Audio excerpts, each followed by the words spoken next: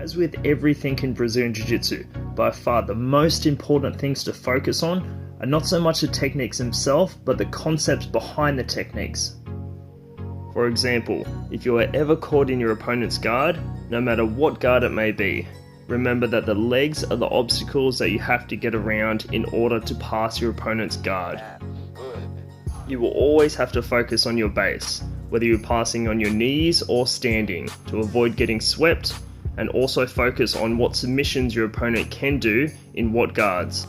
You will always have to control at least one of your opponent's legs, if not both, in every guard. In some circumstances, as with closed guards, such as a full guard or sometimes even half guard, you'll have to focus on prying your opponent's legs open before passing their guard.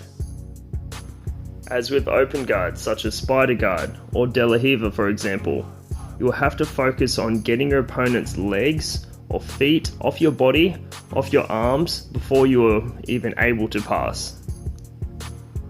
Or by keeping your opponent pinned on their back with an underhook and a crossface while in half guard, or moving into side control, that they are unable to hip escape away from you or create space or even transition to your back.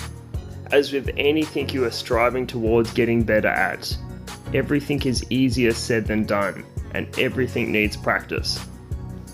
It is also very important to practice these techniques with different people to work out what areas you need to improve on, as each person you come across is going to have different reactions to the next.